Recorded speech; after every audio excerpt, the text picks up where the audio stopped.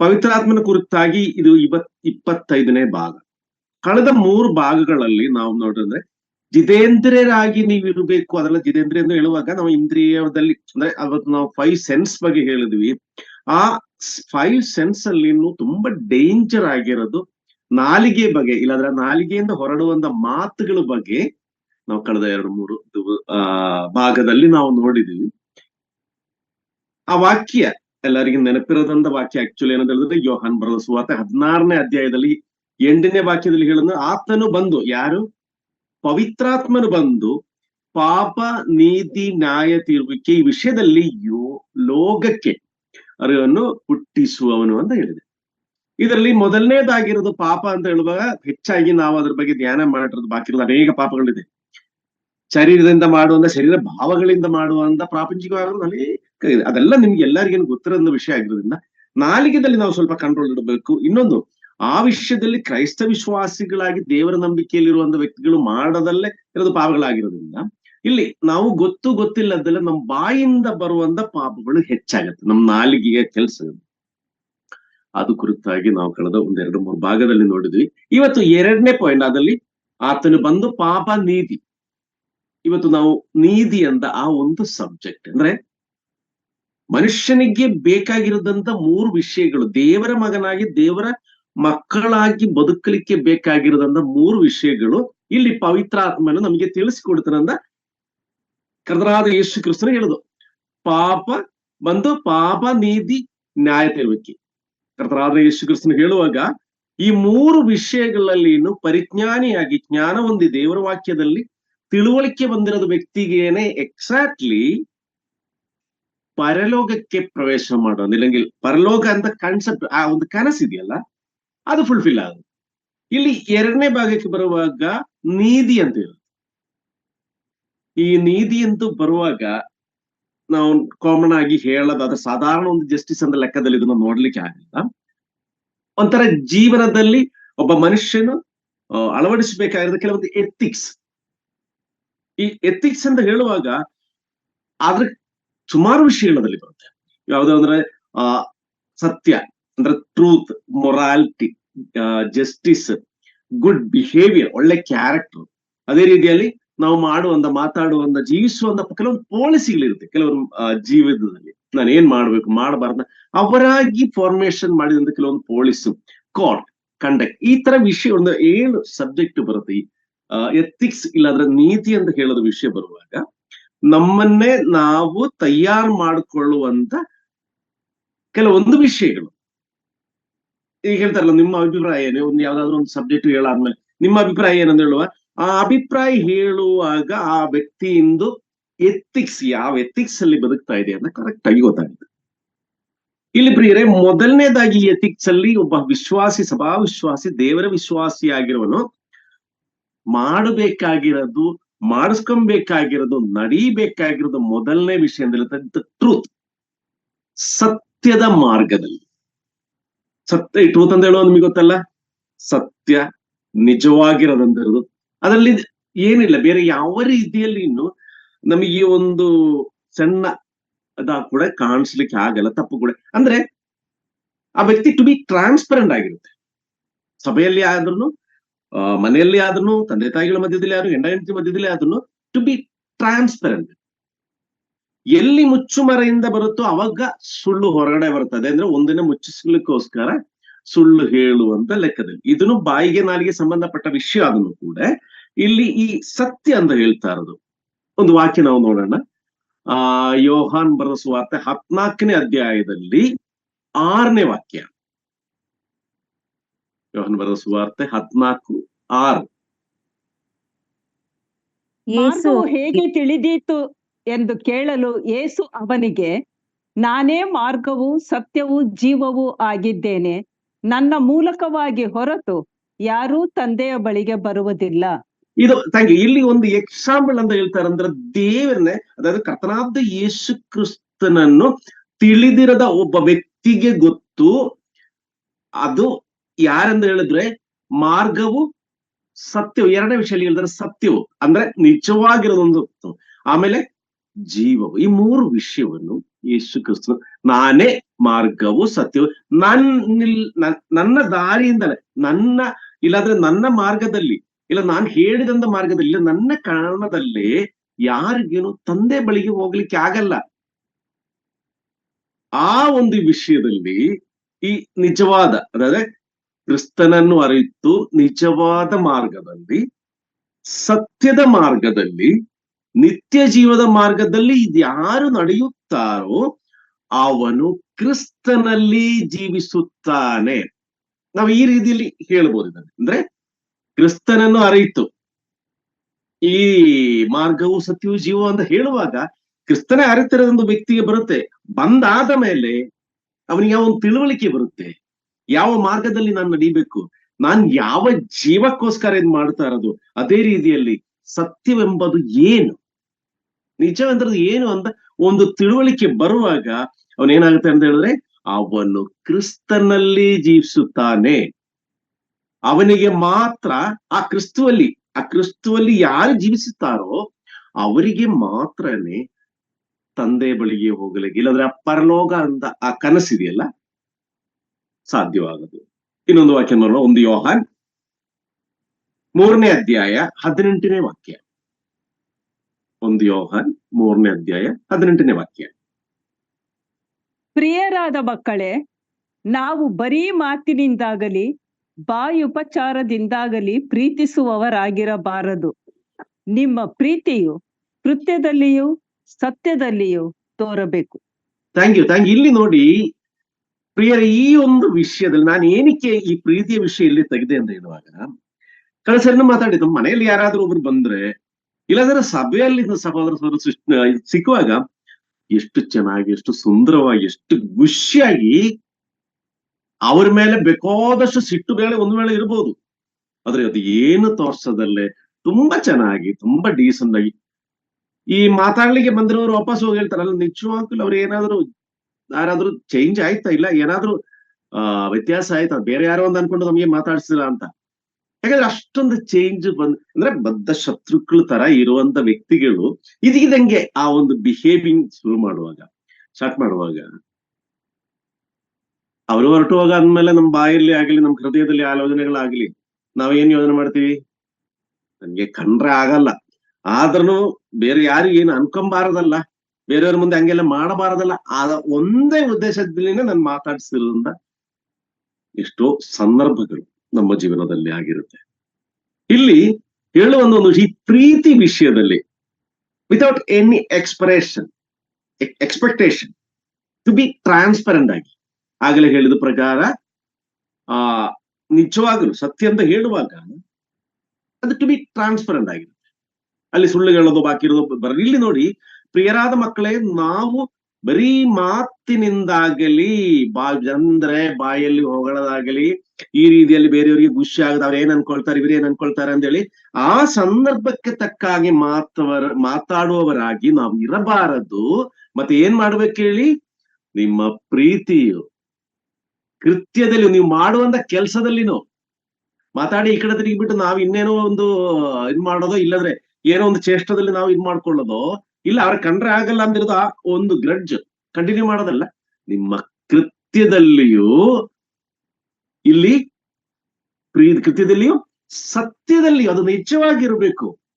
ಒಳಗಡೆ ಒಂದು ಹೊರಗಡೆ ಒಂದು ಫೇಸಲ್ಲಿ ಇನ್ನೊಂದು, ಈ ತರ ಇರಬಾರದು ಅಂದ್ರೆ ಆ ತರ ಯಾರಾದ್ರೂ ವ್ಯಕ್ತಿಯಲ್ಲಿ ಇದ್ರೆ, ಆ ತರ ಬಿಹೇವಿಂಗ್ ಇದ್ರೆ ಅದು ತಕ್ಷಣ ತೆಗಿಬೇಕು. ಯಾಕೆಂದ್ರೆ ಅವನು, ಇಲ್ಲದ್ರೆ ಆ ಸಹೋದರನು ಸಹೋದರಿಯು ಕ್ರಿಸ್ತನಲ್ಲಿ ಇಲ್ಲ, ಯೇಸು ಕ್ರಿಸ್ತನಲ್ಲಿ ಇಲ್ಲ. ಅವನಲ್ಲಿ ಈ ತರ ಒಂದು ಬಿಹೇವಿಂಗ್ ಇದ್ರೆ ಅವನಲ್ಲಿ ಪವಿತ್ರಾತ್ಮ ಕೃಪಾವ ಇಲ್ಲ.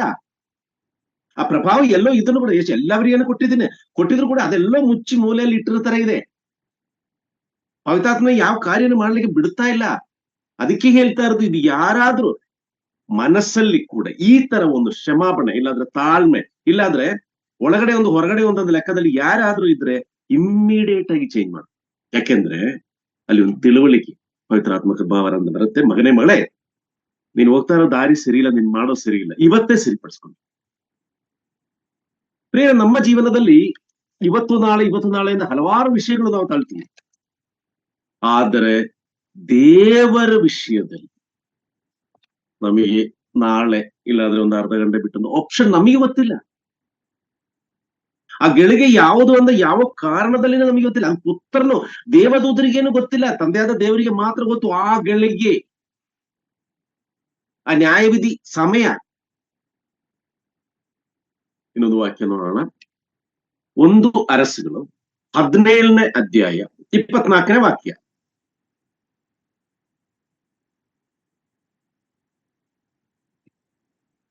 1 ಅರಸುಗಳು 17:24.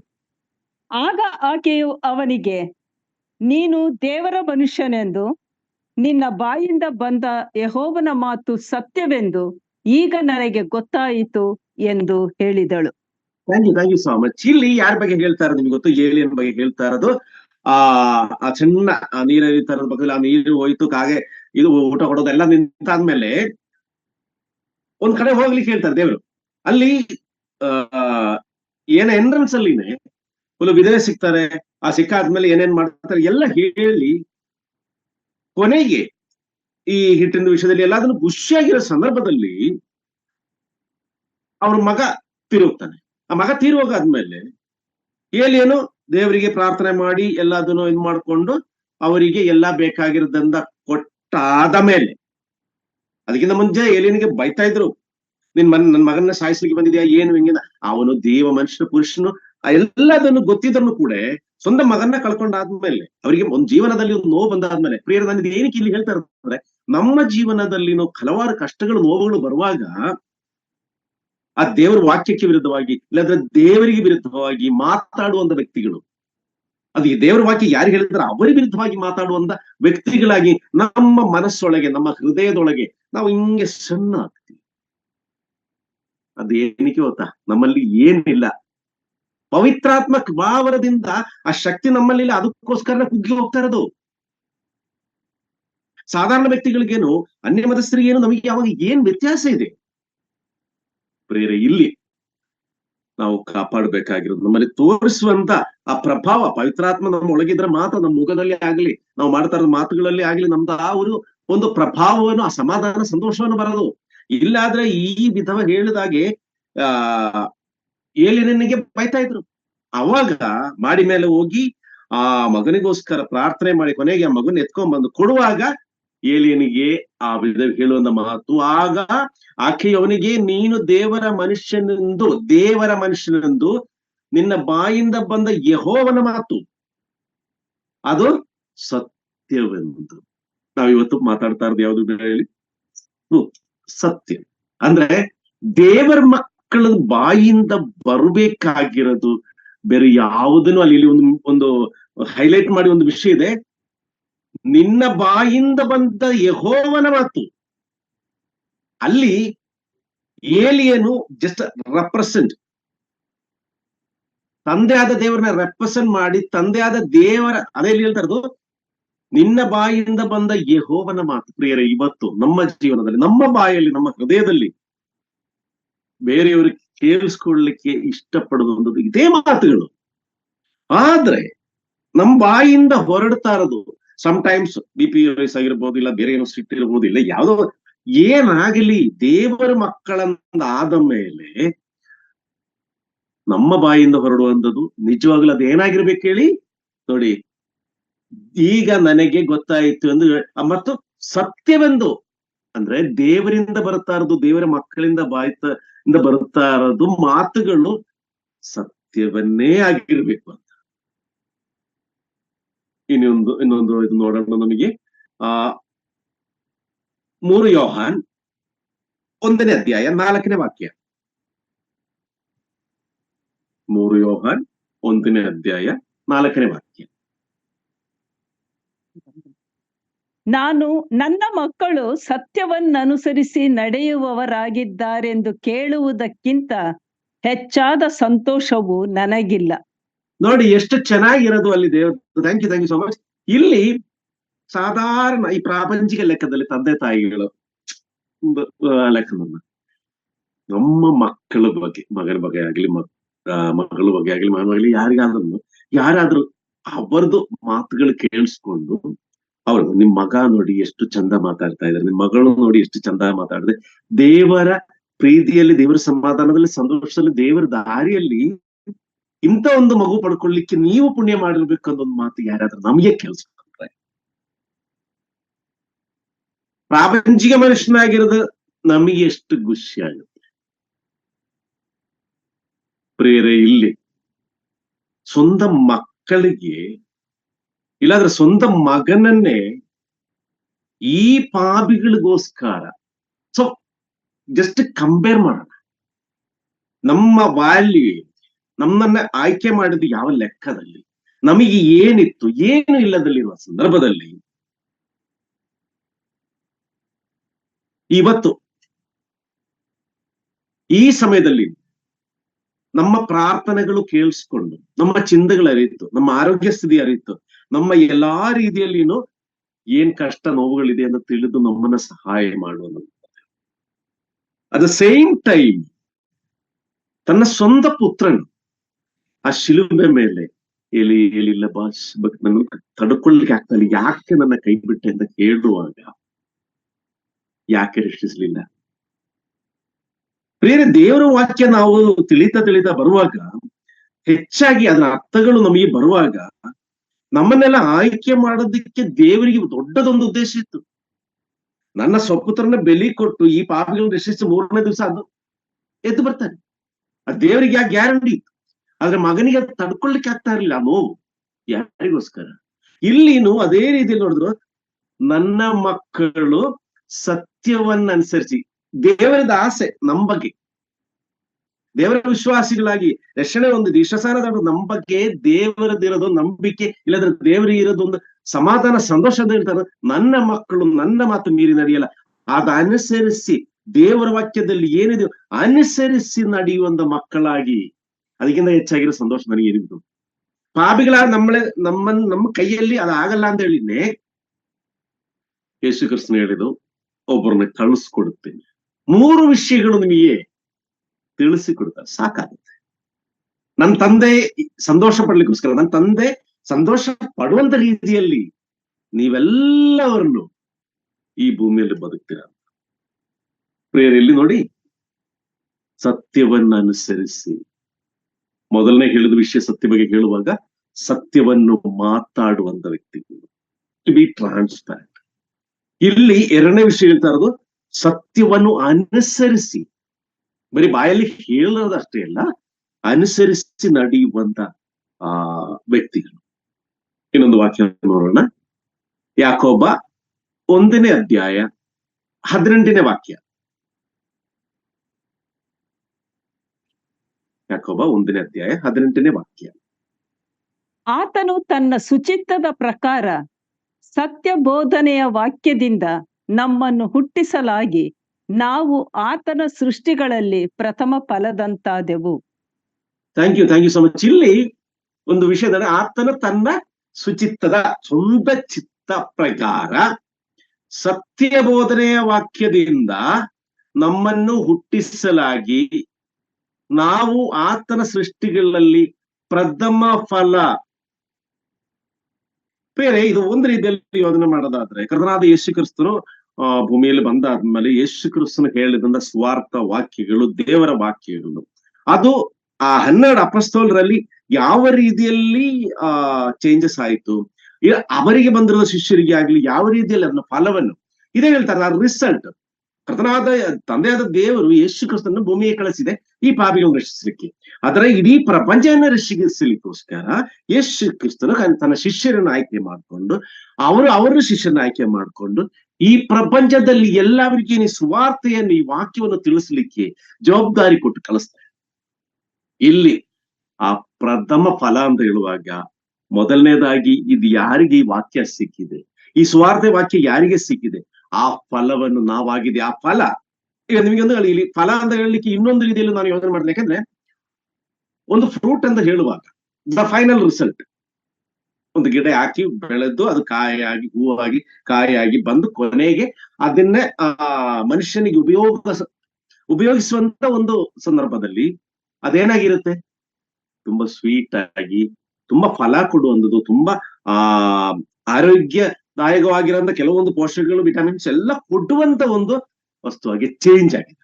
ಇದು ಕಾಯಿ ಆಗಿರುವ ವಸ್ತುಗಳ, ಹೂವಾಗಿರುವ ವಸ್ತುಗಳಲ್ಲಿನೋ ಇದ್ರ ಎಲೆ ತಿಂದ್ರನೋ ಇಲ್ಲದ್ರೆ ಮರದ ಇದೆಲ್ಲ ಬರಲ್ಲ. ಇದು ದ ಫೈನಲ್ ಸ್ಟೇಜ್ ಅಂತ ಹೇಳುವಾಗ ದೇವರ ವಾಕ್ಯವನ್ನು ತಿಳಿದು, ದೇವರ ಸುವಾರ್ಥ ವಾಕ್ಯವನ್ನು ಹೃದಯಸ್ಥ ಮಾಡಿ, ಯೇಸು ಕ್ರಿಸ್ತನ ಯಾರೆಂದ ತಿಳಿದು ಆ ನಂಬಿಕೆಯಲ್ಲಿ ಬೆಳೆದು ಆ ವಾಕ್ಯ ಇನ್ನೂ ಫಲವಾಗಿ ಹೊರಟು ಇನ್ನೊಬ್ರಿಗೆ ಆ ಒಂದು ದಾರಿಗೆ ತರುವಂತ ಸಂದರ್ಭದಲ್ಲಿ ದಿಸ್ ಈಸ್ ಆಕ್ಚುಲಿ ಆ ಫಲ ಅಂತ ಹೇಳ್ತಾ ಇರೋದು.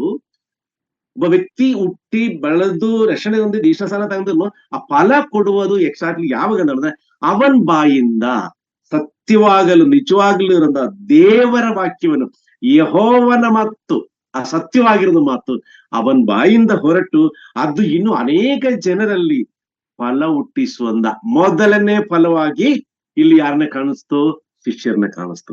ಯೋಹಾನ್ ಬರೆದ ಸುವಾರ್ತೆ 1ನೇ ಅಧ್ಯಾಯ 14ನೇ ವಾಕ್ಯ.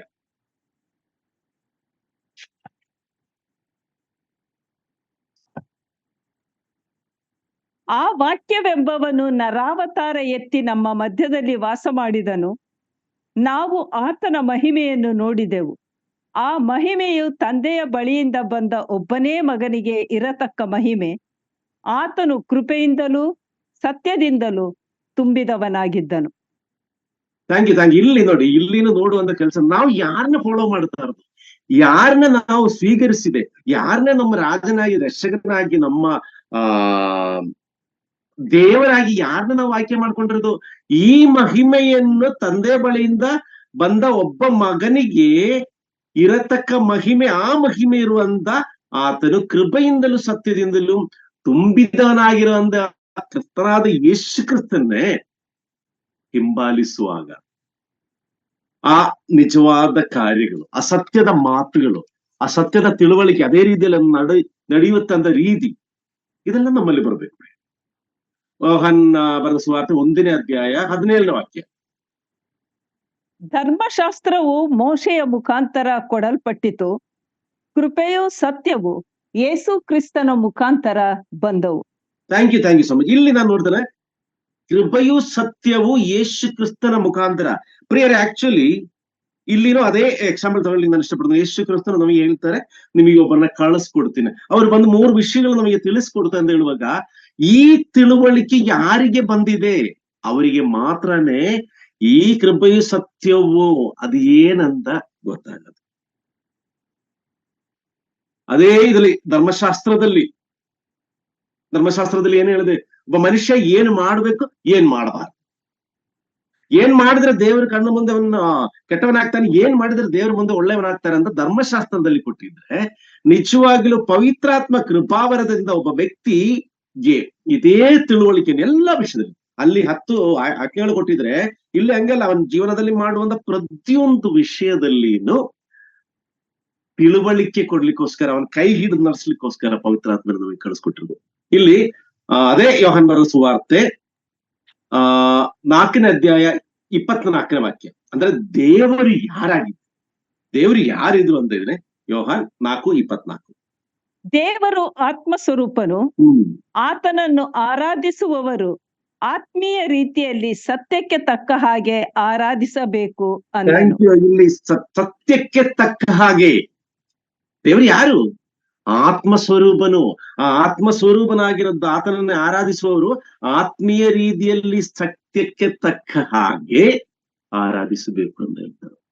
ಪ್ರಿಯರ, ನಿಜವಾಗ್ಲೂ ಹೇಳ್ತೀನಲ್ಲ, ಆತ್ಮರೂಪನನ್ನೇ ನಾವು ತಿಳ್ಕೊಬೇಕು ಅಂತ ಹೇಳಿದ್ರೆ ಪವಿತ್ರಾತ್ಮನನ್ನು ನಾವು ಆ ಪವಿತ್ರಾತ್ಮನ ನಮಗೆ ತಿಳಿಸ್ಕೊಡ್ತಾ ಇರೋದು, ಪವಿತ್ರಾತ್ಮ ಕೃಪಾವರಿಂದ ನಮ್ದು ತಿಳಿತಾ ಇರೋದು, ನಮಗೆ ಅನುಭವಿಸ್ಲಿಕ್ಕೆ ಆಗ್ತಾ ಇರೋದು. ಬಾಕಿ ಓದಲಿಕ್ಕೆ ಎಲ್ಲರ ಕೈಲೂ ಸಾಧ್ಯ ಆಗುತ್ತೆ, ಆದ್ರೆ ಅದು ಅದ್ರಲ್ಲಿ ಹೇಳುವಂತ ವಿಷಯಗಳ ಅನುಭವಿಸ್ಲಿಕ್ಕೆ ಪವಿತ್ರಾತ್ಮನ ಕೃಪಾವರ ಬೇಕು ನಮಗೆ. ಇನ್ನು ನೋಡಿ, ಆ ಸತ್ಯಕ್ಕೆ ತಕ್ಕ ಹಾಗೆ ಆರಾಧಿಸಬೇಕು ಅಂದ್ರೆ ಆರಾಧನಾ ವಿಷಯದಲ್ಲಿನೂ ಸತ್ಯಕ್ಕೆ ತಕ್ಕ ಹಾಗೆ ಮಾತ್ರ ನೀನು ಆರಾಧಿಸಬೇಕು. ಯಾರಿಗೂ ತೋರ್ಸ್ಲಿಕ್ಕೋಸ್ಕರ ಇಲ್ಲ, ಯಾವುದೋ ಒಂದು ವಿಷಯಕ್ಕೋಸ್ಕರ ಇಲ್ಲ, ಯಾವುದೋ ಒಂದು ಸೋಷಿಯಲ್ ಸಪೋರ್ಟ್ ಇಲ್ಲಾದ್ರೆ ದೇವರಿಗೆ ಸಂಬಂಧ ಇಲ್ಲದ್ರೆ ಯಾವ್ದಾದ್ರು ಒಂದು ವಿಷಯಕ್ಕಾದ್ರೂ ಕೂಡ ಸತ್ಯಕ್ಕೆ ತಕ್ಕ ಹಾಗೆ ನೀನು ಆರಾಧಿಸಿದ್ರೆ ಮಾತ್ರ ಆ ಆರಾಧನೆಗೆ ಒಂದು ಅರ್ಥ ಬರುತ್ತೆ. ಇಲ್ಲದ್ರೆ ನಿನ್ನ ಆ ಮನದೊಳಗೆ ಇರೋದು, ನಿನ್ನ ಹೃದಯ ವಿಚಾರಗಳನ್ನು ತಿಳಿಯುವಂತ ದೇವರಿಗೆ ನಿನ್ನ ಮೇಲೆ, ನನ್ನ ಮೇಲೆ, ನಮ್ಮ ಮೇಲೆ ಕನ್ನಿಕರ ತೋರಿಸುವಂಥದ್ದು, ಪ್ರೀತಿ ಮಾಡುವಂಥದ್ದು, ಅನುಗ್ರಹ ಕೊಡುವಂಥದ್ದು ದೇವರಿಗೆಲ್ಲರೂ ಗೊತ್ತು. ಅದೇ ಯೋಹಾನ್ ಬರೆದ ಸುವಾರ್ತೆ 16ನೇ ಅಧ್ಯಾಯ 13ನೇ ವಾಕ್ಯ.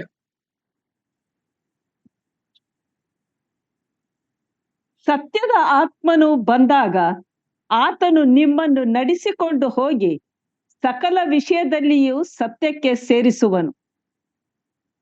ಆತನು ತನ್ನಷ್ಟಕ್ಕೆ ತಾನೇ ಮಾತಾಡದೆ ಕೇಳಿದ ಮಾತುಗಳನ್ನೇ ಆಡುವನು ಮತ್ತು ಮುಂದಾಗುವ ಸಂಗತಿಗಳನ್ನು ನಿಮಗೆ ತಿಳಿಸುವನು. ಇಲ್ಲಿ ನೋಡಿ ತಂಗಿ, ಇಲ್ಲಿ ನೋಡಿ ಸತ್ಯದ ಆತ್ಮನು ಬಂದಾಗ ಅಂದ್ರೆ ನಿಜವಾಗಲೂ ನಮ್ಮಲ್ಲಿ ಆ ಪ್ರಭಾವವನ್ನು ಕೊಟ್ಟು ಶರೀರ ಆತ್ಮ ಶುದ್ಧಿಗಳಿಂದ ನಮ್ಮ ಪವಿತ್ರಾತ್ಮನ ಸ್ವೀಕಾರ್ಯ ಮಾಡಿ ನಮ್ಮ ಒಳಗಡೆ ಇಟ್ಕೊಂಡು ಪ್ರತಿಯೊಂದು ಮಾತುಗಳಿಗೇನು ಪವಿತ್ರಾತ್ಮನಿಗೆ ಏನ್ ಮಾಡಬೇಕು ಅಂತ ಹೇಳಿ ಆ ಡೈಲಿ ಕಮ್ಯುನಿಕೇಶನ್, ಪ್ರತಿಯೊಂದು ವಿಷಯದಲ್ಲಿ ಕಮ್ಯುನಿಕೇಶನ್ ಬರುವಾಗ ಒಬ್ಬ ವ್ಯಕ್ತಿಯಲ್ಲಿ ಆಗುವಂತ ಚೇಂಜಸ್ ಇಲ್ಲಿ ಸತ್ಯದ ಆತ್ಮನು ಬಂದಾಗ ಅವಾಗ ಆಕ್ಚುಲಿ ವರ್ಕ್ ಆಗ್ತದೆ. ಯಾವ್ದಾದ್ರು ಒಂದು ಏನಾದ್ರು ಒಂದು ಮಿಷನ್ ಇಲ್ಲಾಂದ್ರೆ ಯಾವ್ದೋ ಒಂದು ವಸ್ತು ಆಗ್ಲಿ ನಾವು ತಗೊಂಡು ಮನೆ ತಂದು ಇಟ್ಟಿದ್ರೆ ಅದು ವರ್ಕ್ ಆಗಲ್ಲ ಅಲ್ವಾ? ಅದಕ್ಕೆ ಕರೆಂಟ್ ಬೇಕು, ಸ್ವಿಚ್ ಹಾಕ್ಬೇಕು, ಅದು ಟ್ಯೂನ್ ಮಾಡಬೇಕು, ಅದಕ್ಕೆ ವರ್ಕ್ ಮಾಡ್ಲಿಕ್ಕೆ ಇರೋದಂದ್ರೆ ಎಲ್ಲಾ ಸಪೋರ್ಟ್ ನಮ್ ಕಡೆ ಕೊಡಬೇಕು. ಇಲ್ಲಿ ಅದೇ ರೀತಿಯಲ್ಲಿ ಪವಿತ್ರಾತ್ಮನ ಯಾರಿಗೆ ಬೇಕಾಗಿರೋದು ಸ್ವೀಕರಿಸಿ ಹೃದಯದೊಳಗೆ ಕೂರಿಸಿ ಬೇಕಾಗಿರೋದೇನು ಅಂತ ತಿಳಿದು ಆ ರೀತಿಯಲ್ಲಿ ನಡೆಯುವಂತ ವ್ಯಕ್ತಿಯಲ್ಲಿ ಏನಾಗುತ್ತೆ ನೋಡಿ, ಆತ್ಮನ ಬಂದಾಗ ಆತನು ನಿಮ್ಮನ್ನು ನಡೆಸಿಕೊಂಡು ಹೋಗಿ ಸತ್ಯಕ್ಕೆ, ನೋಡಿ ಎಲ್ಲಿ ನೋಡಿ, ಸತ್ಯಕ್ಕೆ ಸೇರಿಸುವನು, ಬೇರೆ ಎಲ್ಲೂ ಅಲ್ಲ. ಯಾಕಂದ್ರೆ ಮೊದಲನೇದಾಗಿ ನಮ್ಮಲ್ಲಿ ಆಗಬೇಕಾಗಿರೋದು ಸತ್ಯವನ್ನು, ನಿಜವಾಗಿರೋದು, ನಿಜವಾದ ರೀತಿಯಲ್ಲಿ ಹೇಗೆ ಜೀವಿಸಬೇಕು ಅನ್ನೋ ನಾವು ಕಲಿಬೇಕಾಗಿರೋದು. ಇನ್ನೊಂದು ಅಲ್ಲಿ ಹೇಳುವಂತ ಒಂದು ಮಾತಿದೆ ಪ್ರಿಯರೇ, ತುಂಬಾ ಸೀರಿಯಸ್ ಆಗಿ ನಮ್ಮ ಮನಸ್ಸಲ್ಲಿ ನಾವು ಹಿಡ್ಕೊಬೇಕಾದ್ರೆ ಅಲ್ಲಿ ಹೇಳ್ತಾರ ಒಂದು ವಿಷಯ, ಸತ್ಯದ ಆತ್ಮನು. ಒಬ್ಬ ವ್ಯಕ್ತಿ ಸತ್ಯವಂತದ ನಿಜವಾಗ್ಲೂ ರೀತಿಯಲ್ಲಿ ಅವನ ಯಾವ ಪಾಪವಿಲ್ಲದಲ್ಲ, ಯಾವ ಇದಿಲ್ಲದಲ್ಲ ಸತ್ಯದ ಮಾರ್ಗದಲ್ಲಿ ಯಾರು ನಡೀತಾರೋ ಅವನಿಗೆ ಮಾತ್ರ ಇನ್ನೊಬ್ಬರನ್ನ ಸತ್ಯದ ಮಾರ್ಗಕ್ಕೆ ತರಲಿಕ್ಕೆ ಸಾಧ್ಯ. ಅದರಿಂದ ಹೇಳ್ತಾರೆ ಇಲ್ಲಿ ನೋಡಿ, ಸತ್ಯದ ಆತ್ಮನು ಬಂದಾಗ ಆತನ ನಿಮ್ಮನ್ನು ನಡೆಸಿಕೊಂಡು ಹೋಗಿ, ನೋಡಿ ಎಷ್ಟು ಚೆನ್ನಾಗಿರುತ್ತೆ, ಸತ್ಯಕ್ಕೆ ಸೇರಿಸುವನು. ಅದೇ ಯೋಹಾನ್ ಬರೆದ ಸುವಾರ್ತೆ 17ನೇ ಅಧ್ಯಾಯ 17ನೇ ವಾಕ್ಯ. ಇವರನ್ನು ಸತ್ಯದಲ್ಲಿ ಸೇರಿಸಿ ಪ್ರತಿಷ್ಠೆಪಡಿಸು, ನಿನ್ನ ವಾಕ್ಯವೇ ಸತ್ಯವು. ನೋಡಿ ಇಲ್ಲಿ ಹೇಳುವಂತದ್ದು ಎಷ್ಟು ಒಂದು, ನಾನೊಂದು ಇಮ್ಯಾಜಿನ್ ಮಾಡೋಣ, ನಾವು ಯೋಚನೆ ಮಾಡೋಣ. ಕರ್ತನಾದ ಯೇಸು ಕ್ರಿಸ್ತನು ನನ್ನ ಕಳಿಸ್ತೀನಂತ ಹೇಳಿ ಪವಿತ್ರಾತ್ಮ ಅಲ್ಲಿಂದ ಕಳಿಸುವಾಗ ಒಂದು ವೇಳೆ ಪವಿತ್ರಾತ್ಮನಿಗೆ ಇದೇ ಮಾತು ಹೇಳಿ ಕಳಿಸಿರ್ಬೇಕು. ಯಾಕಂದ್ರೆ ಅಲ್ಲಿರೋರು ಯಾರು ಏನನ್ನ ನನಗೆ ಚೆನ್ನಾಗಿ ಗೊತ್ತು. ನೀನ್ ಏನ್ ಮಾಡ್ಬೇಕು, ಅವರನ್ನ ಸತ್ಯದಲ್ಲಿ ಸೇರಿಸಿ ಪ್ರತಿಷ್ಠಪಡಿಸೋ ನಿನ್ನ ವಾಕ್ಯವೇ, ಅಂದ್ರೆ ನಿನ್ನ ಬಾಯಿಂದ ಹೊರಡುವಂತ ಮಾತುಗಳು ಕೇಳಿ ಅವರು ಬುದ್ಧಿವಂತರಾಗಿ ಸತ್ಯವನ್ನ ತಿಳಿದು ದೇವರನ್ನ ಆರಾಧನೆ ಮಾಡ್ಲಿಕ್ಕೆ ಎಲ್ಲಾ ಅವಕಾಶವನ್ನು ನೀವು ಕೊಡಬೇಕು ಅಂತ. ಪ್ರಿಯರಲ್ಲಿ ಇನ್ನೊಂದು ವಾಕ್ಯ ನೋಡೋಣ. ಕೀರ್ತನೆಗಳು 25ನೇ ಅಧ್ಯಾಯ 5ನೇ ವಾಕ್ಯ. ಕೀರ್ತನೆಗಳು 25:5.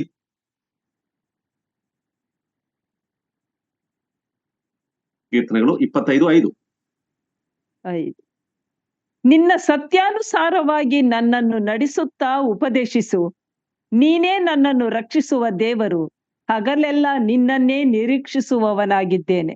Thank you sir. ಇಲ್ಲಿ ನೋಡುವಂತ ಒಂದು ಕಾರ್ಯ ಏನಂತ ಹೇಳಿದ್ರೆ, ಪ್ರತಿಯೊಬ್ಬ ವಿಶ್ವಾಸಿಗೇನು ಅವನೆಷ್ಟು ದೊಡ್ಡ ವಿಶ್ವಾಸಿ ಇದೆ, ಎಷ್ಟು ವರ್ಷದಿಂದ ದೇಶ ಸ್ಥಾನ ತಗೊಂಡಿರ್ಬೋದು, ಇಲ್ಲಾಂದ್ರೆ ಎಷ್ಟನ್ನು ಹೊಂದಿರ್ಬೋದು, ಆದ್ರೆ ಎಲ್ಲೆಲ್ಲೋ ಏನೋ ಕೊರತೆ ಇರುತ್ತೆ. ಆ ಕೊರತೆಗಳು ಇರೋರಂತ ಎಲ್ಲವರನ್ನು ಅವ್ರ ಮನಸ್ಸಲ್ಲಿ ಪ್ರಾರ್ಥನೆ ಮಾಡ್ಬೇಕಾಗಿರೋದು ಒಂದೇ ಒಂದು ವಿಷಯ ಅಂತ ಹೇಳಿದ್ರೆ, ಪ್ರಾರ್ಥನೆ ಇಲ್ಲದಲ್ಲಿ ಯಾವುದು ನಡೆಯಲ್ಲ. ಇಲ್ಲಿ ನಿನ್ನ ಸತ್ಯಾನುಸಾರವಾಗಿ ದೇವರಿಗೆ ಹೇಳ್ತಾರೆ, ದೇವರೇ ನಿನ್ನ ಸತ್ಯಾನುಸಾರವಾಗಿ, ನಂದಲ್ಲ, ನಂದು ಏನು ಬೇಡ. ಯಾಕಂದ್ರೆ ನಾನು ಪಾಪಿಷ್ಟನೋ, ಈ ಪ್ರಪಂಚದಲ್ಲಿ ಹುಟ್ಟಿರೋದು ಎಲ್ಲಾ ದಿಕ್ಕಿಂದನೂ ಕೆಟ್ಟವನಾಗಿ ಬದುಕಿರೋದ್ರಿಂದ ಜೀವಿಸುವಂತ ವ್ಯಕ್ತಿ. ಆದ್ರೆ ನಾನು ನಿನ್ನ ಸತ್ಯಾನುಸಾರವಾಗಿ ನನ್ನನ್ನು ನಡೆಸುತ್ತಾ ಉಪದೇಶಿಸು. ಇನ್ನೊಂದು ವಾಕ್ಯ ನೋಡೋಣ. ಎಫೆಸದವರಿಗೆ ಬರೆದ ಪತ್ರಿಕೆ 1ನೇ ಅಧ್ಯಾಯ 13ನೇ ವಾಕ್ಯ.